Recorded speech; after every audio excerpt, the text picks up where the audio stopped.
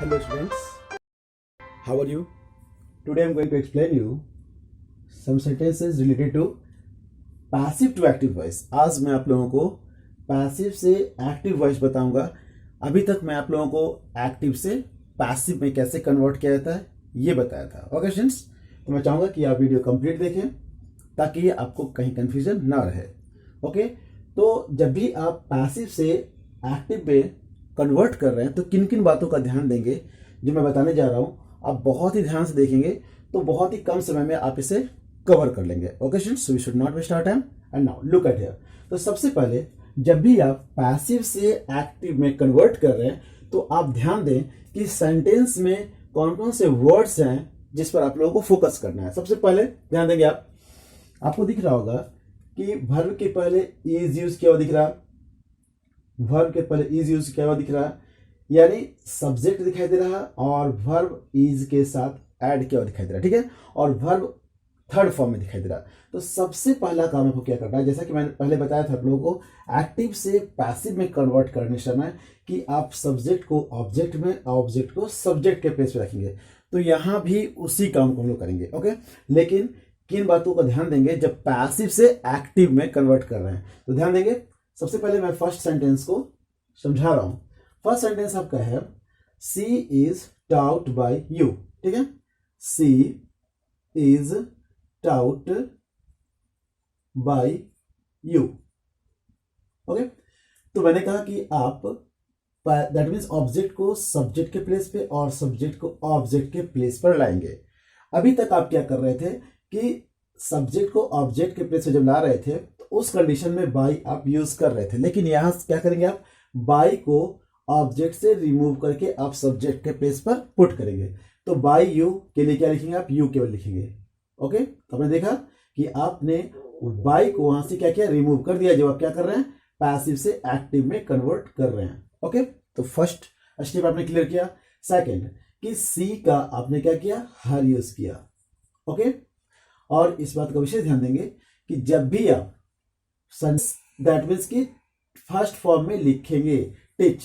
Okay students, तो मैं फिर से बताना चाहूंगा आपको कि जब भी आप सब्जेक्ट को देखें ऑब्जेक्ट के प्लेस पे रखें, ऑब्जेक्ट को देखें सब्जेक्ट के प्लेस पर रखें, और इस बात का विशेष ध्यान दें कि जब भी आप पैसिव से एक्टिव में कन्वर्ट कर रहे हैं तो आप बाय को रिमूव कर देंगे, यानी बाय आप नहीं यूज करेंगे। ओके, और जब भी इज एम आर आप देख रहे हैं तो आप ध्यान देंगे कि वर्ब को उसके फर्स्ट फॉर्म या फिफ्थ फॉर्म में रखेंगे, और चूंकि आपको मालूम है कि कब फर्स्ट फॉर्म में रखना है और कब फिफ्थ फॉर्म में रखना है। ओके, आपका सब्जेक्ट दिख रहा है यू, तो यू के साथ वर्ब का क्या होता है, फर्स्ट फॉर्म होता है। ओके स्टूडेंट्स, सारे रूल्स आपको बता दिए गए पिछले वीडियोस में, तो आप एक बार ध्यान से देख लेंगे।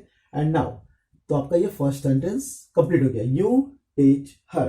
तो आप इसे जब पैसिव में कन्वर्ट करते हैं तो हर का क्या लिखते हैं, सी, और सी के साथ क्या यूज करते हैं, इज, है ना, और इसका टीच का थर्ड फॉर्म टाउट, और यू को बाई के साथ लिखते हैं। क्लियर है, तो फर्स्ट सेंटेंस आपका क्लियर हो गया। And now the second question, ध्यान से देखेंगे सेकंड सेंटेंस आपका क्या है।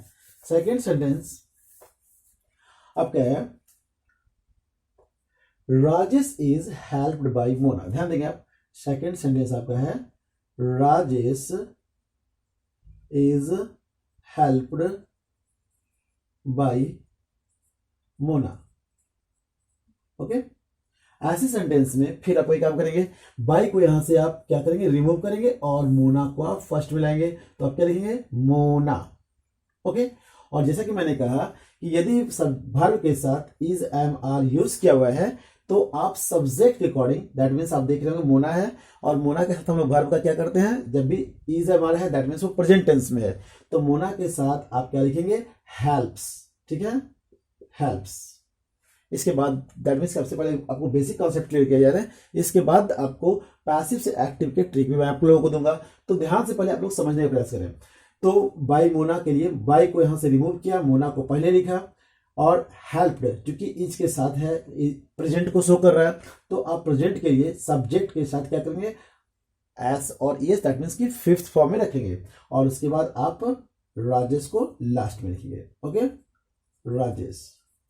आपने देखा कि किस तरह से आपने पैसिव से एक्टिव में कन्वर्ट किया। ओके, अगर आप इसे एक्टिव से पैसिव में बनाएंगे तो आप पहले लिखेंगे राजेश, है ना, और वर्ब अपने फिफ्थ फॉर्म में है तो क्या लिखेंगे आप, इज एम आर, जैसा कि बताया गया, इज एम आर यानी Rajesh is helped bye Mona. तो आप इस तरह से सेकेंड सेंटेंस आपका कंप्लीट हुआ। And now the third question, ध्यान से देखेंगे थर्ड सेंटेंस आपका क्या है। तो थर्ड सेंटेंस आपका है,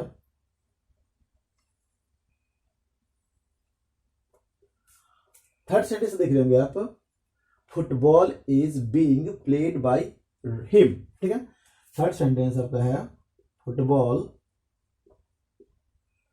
football is being played by him. Okay, आपका सब्जेक्ट जो दिख रहा है फुटबॉल दिख रहा है यहाँ पर, और ऑब्जेक्ट क्या दिख रहा है आपका, बाय हिम दिख रहा है। तो क्या बताया गया था कि हिम क्या बन जाता है, ही हो जाता है, तो ही हो जाएगा आपका, बाय वहां से रिमूव हो जाएगा। ओके, और ही के साथ आप ध्यान देंगे एक बात और, बीइंग लिखा हुआ आपको दिखाई दे, यानी ING, ठीक है ना, बी, तो आप समझ जाएंगे कि ये कंटिन्यूअस टेंस का सेंटेंस है, और कंटिन्यूअस टेंस वाले सेंटेंस में वर्ब के साथ ING होता है। तो आप प्ले को प्लेइंग बनाएंगे, और इस बात को अवश्य ध्यान देंगे, जैसे ही आप बीइंग देखें तो जो भी एक्सिलरी वर्ब के रूप में इज एम आर यूज हो रहा है, उसी के अकॉर्डिंग आप सब्जेक्ट को देखेंगे और सब्जेक्ट के अकॉर्डिंग आप पुट करेंगे। तो आप ही देख रहे हैं, ही के साथ भी हम लोग इज ही यूज करते हैं, तो ही इज। और मैंने क्या कहा, जब भी आप ING देखें बी के साथ एंड बीइंग हो, तो वर्ब को उसके फोर्थ फॉर्म यानी कि बीइंग, दैट मीन्स की प्लेइंग लिखेंगे आप। ठीक है, तो ही इज प्लेइंग और फुटबॉल। ओके स्टूडेंट्स, तो आपने देखा कि कितनी आसानी से आप कवर कर रहे हैं। क्योंकि आपके कॉन्सेप्ट क्लियर हैं, बस क्या करना आपको है, सब्जेक्ट को उसके ऑब्जेक्ट के प्लेस पे, ऑब्जेक्ट को उसके सब्जेक्ट के प्लेस पे, बाय को वहां से रिमूव करेंगे आप, और बीइंग जैसी देखेंगे तो वर्ब को ING के फॉर्म में लिखेंगे, दैट मीन्स की प्लेइंग। और इस बात का विशेष ध्यान दें कि अगर इज एम आर यूज किया गया तो उसी के अकॉर्डिंग आप यूज करेंगे। ओके, तो आपका ये थर्ड नंबर कंप्लीट हुआ। And now the fourth number, listen carefully. Fourth number हम लोग कैसे होते हैं, फोर्थ नंबर सेंटेंस देख लेंगे आप, इसमें बताया जा रहा है you have been helped by her, है ना। तो आप लिखेंगे fourth sentence, you have been helped by her. Okay, you have been helped by her. इस कंडीशन में फिर आप क्या करेंगे, ऑब्जेक्ट को सब्जेक्ट के प्लेस पे लिखेंगे और सब्जेक्ट को ऑब्जेक्ट के प्लेस पे। लेकिन इस बात का हमेशा फोकस करेंगे कि वर्ब में आप क्या क्या, दैट मीन्स की चेंजिंग देख रहे हैं। आपने पहले देखा कि वर्ब एक्सिलरी वर्ब के साथ वर्ब अपने थर्ड फॉर्म में है, सेकंड में भी आपने वही देखा, लेकिन थर्ड में आपने देखा ING, है ना, जिसके चलते आपने इसे प्ले से प्लेइंग बनाया। अब आप देख रहे हो हैव यूज किया गया। ठीक है, तो इस बात का विशेष ध्यान दें, यदि हैव या हैज दिखाई दे तो उस कंडीशन में आप सबसे पहला काम क्या करेंगे, ऑब्जेक्ट को सब्जेक्ट के प्लेस पे करेंगे, और हर जो होता है वो सी का होता है, तो आप क्या लिखेंगे, सी। ठीक है, सी। ओके, और सी के साथ आप क्या यूज करेंगे, क्योंकि आप जानते हैं कि यू के साथ हैव यूज करते हैं, तो सी के साथ हैज यूज करते हैं, तो आप क्या लिखेंगे, she has. Okay, she has. और हैज के बाद क्या होता है, वर्ब का थर्ड फॉर्म। ठीक है, तो आप देख रहे होंगे हैव और हैज के बारे में फिर बता दूं आप लोगों को कि जब भी बीन लगा हुआ दिखाई दे आप उसे क्या करें, रिमूव कर दें वहां से। जैसे आप यहां से इज एम आर को रिमूव कर रहे थे, उसी तरह से हैव और हैज के साथ जब बीन लिखा हुआ दिखाई दे आपको, उस कंडीशन में आप बीन को वहां से रिमूव कर देंगे। तो आपने देखा कि सब ऑब्जेक्ट को सब्जेक्ट के प्लेस में रखा गया, और हैव और हैज से रिलेटेड अगर सेंटेंस है तो आप सब्जेक्ट के अकॉर्डिंग हैज या हैव लिखेंगे। तो आपने देखा कि सी है, सी के साथ आप हैज यूज करेंगे, बीन को वहां से रिमूव करेंगे, और उसके बाद क्या यूज करेंगे, सी हैज और वर्ब को उसके थर्ड फॉर्म में, क्योंकि आप जानते हैं कि हैज और हैव के साथ वर्ब अपने थर्ड फॉर्म में होता है। तो आप लिखेंगे यहां पर हेल्प्ड और you. Okay, she has helped you. तो आपने फोर्थ नंबर सेंटेंस भी कंप्लीट किया। And now the fifth number, listen carefully, ध्यान से देखेंगे और बहुत ही आसानी से आप कवर करेंगे। फिफ्थ नंबर सेंटेंस आपके सामने है, he will be taught by me. ठीक है, he will be taught by me. तो इसका ध्यान देंगे ऐसे सेंटेंस में जब भी आप विल या सेल देख रहे हो, और आप ध्यान देंगे कि सेल और विल के साथ बी होने पर ही वर्ब अपने थर्ड फॉर्म में होता है। ठीक है ना, तो आप सबसे पहले, फिर मैं यहां लिख दे रहा हूं फिफ्थ नंबर सेंटेंस, लिखा हुआ he will be taught by me. He will be taught by me. Okay, अब क्या करेंगे आप, सेम वही वर्क करेंगे जो अभी तक करते आए हैं आप पहले ऑब्जेक्ट को सब्जेक्ट के प्लेस पे और सब्जेक्ट को ऑब्जेक्ट के प्लेस पे ले जाएंगे, यानी बाई मी, बाई रिमूव कर देंगे आप, और मी का क्या बनेगा आई, तो आप लिखेंगे आई, ठीक है। और आई के साथ, क्योंकि मैंने कहा कि जब भी सैल और विल है उस कंडीशन में आप सबसे पहले सब्जेक्ट को देखेंगे और सब्जेक्ट के अकॉर्डिंग आप सैल और विल का यूज करेंगे, और आपको मालूम है कि आई और वी के साथ सैल यूज करते हैं, बाकी जितने भी सब्जेक्ट है उसके साथ क्या यूज करेंगे, विल यूज करेंगे। ओके, तो अब देखेंगे फिर से, बाई मी को आपने क्या लिखा आई, और आई के साथ क्या यूज करेंगे, सैल। फिर मैं बता दूं आप लोगों को कि बी यहां से रिमूव करेंगे, जैसे कि आप देख रहे थे इज के साथ हम लोग, दैट मीन्स की वर्ब के थर्ड फॉर्म के साथ इज था, हम लोगों ने इज वहां से रिमूव किया। फिर उसी तरह से आपने देखा बिन को हम लोगों ने रिमूव किया हैज हैव में। अब हम लोग क्या करेंगे, सैल और विल यानी फ्यूचर टेंस में हम लोग बी को रिमूव करेंगे, तो क्या लिखेंगे हम लोग, बाई मी के लिए आई, और आई के साथ क्या यूज करेंगे हम लोग, सैल। ओके, ही है तो विल यूज किया गया है, और उसके बाद वर्ब को, उसके इस बात का विषय ध्यान देंगे, फर्स्ट फॉर्म में लिखेंगे। जब भी सैल विल होता है तो वर्ब अपने फर्स्ट फॉर्म में होता है, तो आई सैल टीच, आई सैल टीच, और ही का क्या रहेगा, हिम। तो इस प्रकार से आप इसे पैसिव वॉइस में कन्वर्ट करेंगे। Okay students, now the sixth question listen carefully, ध्यान से देखेंगे कि सिक्स्थ क्वेश्चन में क्या पूछा जा रहा है, और सभी सेंटेंसेस देख रहे होंगे आप डिफरेंट हैं। नेक्स्ट सेंटेंस आपका सिक्स्थ में, is he scolded by you, है ना। सिक्स सेंटेंस में दिया हुआ है, is he scolded by you, scolded by you. Okay, फिर वही काम करेंगे आप, ऑब्जेक्ट को सब्जेक्ट के प्लेस पे और सब्जेक्ट को ऑब्जेक्ट के प्लेस पे। लेकिन इस बात का भी आप ध्यान देंगे, जब भी इज एम आर हो या वाज वर हो, मैंने बताया था कि इज एम आर जो होता है, इज एम आर, ये डू और डज के लिए यूज होता है, ठीक है ना। और वाज और वर जो होता है ना, वाज और वर जो होता है वो किसके लिए यूज होता है, डिड के लिए यूज होता है। तो आप देख रहे हो यहाँ पे इज यूज किया गया। अब इज के लिए हम लोग डू यूज करेंगे या डज यूज करेंगे, ये आपके सब्जेक्ट के ऊपर डिपेंड करता है। देख रहे हो बाय यू लिखा हुआ है, तो यहाँ पर आप यू लिखेंगे, और यू के साथ हम लोग जानते हैं कि डू यूज किया जाता है, तो क्या लिखेंगे हम लोग, डू। ओके, तो डू यू, और साथ ही साथ आपको मालूम है कि जब भी डू डज या डिड हो तो वर्ब अपने फर्स्ट फॉर्म में होता है, तो स्कॉल्ड को उसके फर्स्ट फॉर्म में लिखेंगे, तो लिखेंगे स्कॉल्डेड लिखा हुआ है, इसको स्कॉल्ड कर देंगे, स्कॉल्ड। ओके, और उसके बाद आपका ऑब्जेक्ट, दैट मीन सब्जेक्ट के प्लेस जो दिख रहा है वो ऑब्जेक्ट के प्लेस पे चलाएगा, और ही का क्या बन जाएगा, हिम। और इंट्रोगेटिव सेंटेंस है, हम लोग यहाँ क्वेश्चन मार्क देंगे। एंड नाउ नंबर 7, ध्यान से देखेंगे 7th नंबर में क्या बोला जा रहा है। 7 नंबर क्वेश्चन आपका है, was he helped by her, was he helped by her.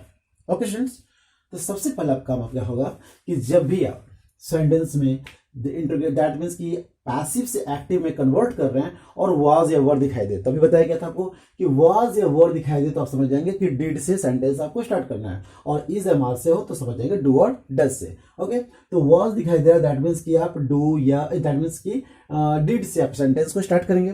तो आप देख रहे होंगे सबसे पहला कि आपका ऑब्जेक्ट में क्या दिख रहा है, बाई हर, और हर जो होता है क्या बन जाता है, सी, और सी के अकॉर्डिंग क्योंकि इसमें डिड हम लोग यूज करने वाले हैं वाज और वर को देखते हुए, तो यहाँ ये नहीं देखना है कि सब्जेक्ट क्या है, आप डिड सभी में लिखेंगे, ठीक है ना, जब भी पास्ट टेंस का सेंटेंस हो, और दैट मीन्स कि सिंपल पास्ट की बात हो या दैट, सबसे पहले तो ध्यान देना है कि अगर वाज या वर लिखा हुआ है तो उस कंडीशन में आप क्या करेंगे यहाँ पर, और यदि वर्ब आपने किस फॉर्म में है, थर्ड फॉर्म में है। ओके, तो वाज ओवर है, वर्ब अपन थर्ड फॉर्म में है, तो इसका मतलब हुआ कि, और साथ ही साथ ये भी ध्यान देंगे कि बीइंग भी ना लिखा हुआ हो। ओके स्टूडेंट्स, फिर मैं बोल रहा हूँ, ध्यान सुनेंगे, जब भी वाज या वर लिखा हुआ दिखाई दे या इज एम आर लिखा हुआ दिखाई दे, और इस बात का विषय ध्यान देंगे कि बीइंग वर्ड दिखाई नहीं देना चाहिए। ओके, तो आपने देखा कि वाज लिखा हुआ है, वर्ब अपने थर्ड फॉर्म में लिखा हुआ है, बीइंग कहीं नहीं लिखा हुआ है, दिखाई दे रहा है। इस कंडीशन में वाज या वर के लिए आप क्या यूज करेंगे, डू, दैट मीन्स की डिड, वाज ओवर के लिए डिड यूज किया जाएगा, तो आप लिखेंगे यहां पर डिड। हमने देखा कि वाज के लिए हमने डिड यूज किया, जब भी आप वाज या वर देखें आप क्या यूज करेंगे, डिड यूज करेंगे, और ऑब्जेक्ट को सब्जेक्ट के प्लेस पे लाएंगे, हर का क्या होता है, सी होता है, और उसके बाद आप क्या करेंगे, वर्ब को उसके दैट मीन्स कि डू डज या डिड हो तो वर्ब अपने फर्स्ट फॉर्म में होता है, तो आप लिखेंगे हेल्प। डिड सी हेल्प, और ही का क्या हो जाएगा, him. Did she help him. Okay, and now question number 8 number में क्या है, द थीफ वॉज अरेस्टेड। तो आप लोगों को पिछले वीडियोज में बताए गए थे कि जब भी इस तरह के सेंटेंसेस हो, ओके, तो अगर पूछा जाए आपसे कि द थीफ वॉज अरेस्टेड, कि चोर को अरेस्ट कर लिया गया, तो अरेस्ट करने का काम किसका है, तो पुलिस का है। तो उस कंडीशन में आप क्या लिखेंगे, पुलिस। ओके, पुलिस का है। तो इस कंडीशन में ऐसे सेंटेंसेस में जब हम लोग एक्टिव से पैसिव बनाते हैं, तो इस कंडीशन में हम लोग पुलिस दैट मीन्स की शो नहीं करते हैं। लेकिन जैसे आप एक्टिव में इसे बना रहे, पैसिव से एक्टिव में, उस कंडीशन में आप शो करेंगे यानी दिखाएंगे। ओके, तो आप लिखेंगे क्वेश्चन, सबसे पहले लिखेंगे क्वेश्चन नंबर 8 आपका है, the thief was arrested. The thief was arrested. The thief was arrested. अब मैंने क्या बताया कि जब इस तरह के सेंटेंसेस हो जिसमें आपको ये पता चल जाए बिना उस वर्ड को लिखे हुए कि किसके बारे में बात हो रही है, तो यहाँ बात हो रही है कि पुलिस के बारे में बात हो रही है। पुलिस थीफ को क्या कर लिया, अरेस्ट कर लिया। ओके, तो इस कंडीशन में अगर नहीं भी दिखाई दे रहा तो आप पैसिव वॉइस में आप उसे, दैट मीन्स की पैसिव से एक्टिव के फॉर्म में जो आप लिख रहे हैं तो आप दिखाएंगे। तो क्या लिखेंगे आप, जब आप पैसिव वॉइस में बना रहे हैं तो आप लिखेंगे the police. Okay, the police, और इस बात का विषय ध्यान दें, यहाँ पे क्या लिखा हुआ है, वॉज। तो वॉज या वर्ड सेंटेंस के बीच में है, दैट मीन्स की वर्ब अपने सेकेंड फॉर्म में होगा। ठीक है, द पुलिस अरेस्टेड, अरेस्टेड किसको, the thief, the thief. Okay students, तो आपने देखा कितनी आसानी से आप इस तरह के सेंटेंसेस को कवर कर रहे हैं। एंड 9 नंबर आपका है, who was this poem written by. ठीक है, क्वेश्चन नंबर 9 आपका है, who was this poem written by, written by.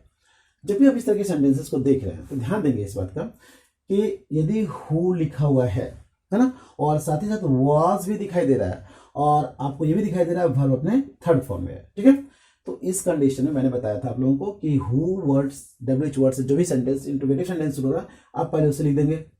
ठीक है, हु, और क्योंकि वर्ड्स के साथ वर्ब आपको थर्ड फॉर्म में दिख रहा है तो आप क्या करेंगे, इसे किस फॉर्म में लिखेंगे, सेकेंड फॉर्म में लिखेंगे। ठीक है, तो हु रोट और this poem, this, who wrote this poem, और क्वेश्चन मार्क देंगे। तो आप लोगों को समझ में आ गया होगा कि कब जब भी हम लोग पैसिव से एक्टिव, हम लोग पैसिव से एक्टिव वॉइस में कन्वर्ट कर रहे हैं, तो यहां भी ध्यान देंगे आप कि जब भी पैसिव वॉइस से सारे के सारे आपको दिखाई देंगे, पैसिव वॉइस से एक्टिव वॉइस में कन्वर्ट करते दिखाई गया, पैसिव वॉइस से एक्टिव वॉइस में, पैसिव वॉइस से एक्टिव वॉइस में जब कन्वर्ट किया जा रहा है तो किन किन बारीकियों पर ध्यान देना है ताकि आपको किसी तरह की समस्या ना हो। तो मैंने कहा आप लोगों को जब भी आप वीडियो देखें तो कंप्लीट देखें, और फिर भी कंफ्यूजन हो तो कमेंट बॉक्स में अपने प्रॉब्लम अवश्य रखें। और जैसा कि आप लोगों के द्वारा कमेंट बॉक्स में आपके प्रॉब्लम को रखा जा रहा है, तो जब भी मुझे टाइम मिलेगा मैं आप लोगों के लिए वीडियो बनाऊंगा। ओके स्टूडेंट्स, तो आप पेशेंस भी रखें, और जो भी वीडियो बना दिए गए हैं तो थोड़ा बारीकी से देखें ताकि आपके कॉन्सेप्ट क्लियर हो सके। Okay students, thank you.